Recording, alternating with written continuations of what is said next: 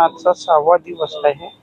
यामध्ये आमची प्रमुख मागणी हीच आहे की एस टीमध्ये आरक्षणमध्ये आम्हाला समाविष्ट करण्यात यावा. आमची ही मागणी खूप दिवसापासून आहे आणि ही लढा खूप दिवसापासून चालू आहे. काही आता हैदराबाद गॅजेटनुसार मराठा बांधवांना जे तुम्ही ते आरक्षण लागू केलेलं आहे, त्याच पद्धतीनं आमची ही मागणी तर खूप जुनी आहे. 1950 पासून आमची ही मागणी चालू आहे. परंतु शासन आमच्या समाजाला माझा जो बंजारा समाज आहे त्यांना चॉकलेट देण्याचं काम चालू आहे. आता आज जी नवीन समिती स्थापन केलेली आहे तेलियांची, ती समिती काही नवीन नाही आहे. ज्या पद्धतीनं सरकार ही दरवर्षी आमच्या बंजारा बांधवांना दिशाभूल करण्याचं काम करतो आहे. 1965मध्ये समिती झालेली आहे. असे खूप सारे भरपूर समित्या आहेत की की दरवर्षी ती समिती स्थापन करता जवळपास 45 समिती झालेल्या आहेत. काही आयोग झालेले आहेत.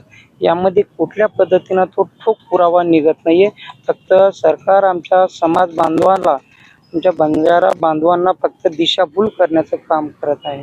त्यामुळे 2 वेळेस उपोषण झालेले आहेत. दोन्ही वेळेस आश्वासन दिलं गेले, मात्र तुमची मागणी काही पूर्ण झाली नाही. यापुढे सरकारला इशारा काय असतात? आता माझा इथून पुढे सरकारला एकच इशारा आहे. ज्या पद्धतीनं आम्ही संविधानिक लढा लढत आहे आणि खूप दिवसापासून संविधानिक लढा लढत आहे, परंतु आता आम्ही पण ज्या पद्धतीनं सरकारला जर संविधान कळतच नसेल तर आम्ही पण आता संविधान न कळत आम्ही पण रस्त्यावर उतरणार आहे.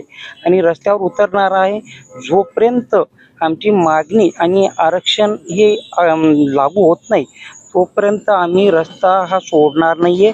पूर्ण महाराष्ट्र रस्ता पूर्ण बंद करणार आहे. आमचे प्रत्येक महामार्ग, समृद्धी महामार्ग, नॅशनल हायवेला आमचे तांडे वस्ती आहे, जे की ते पूर्ण गाई बैल आणि जे काही त्यांच्याकडे साधन आहे पूर्ण रस्त्यावर उतरणार आणि पूर्ण रस्ते बंद करणार.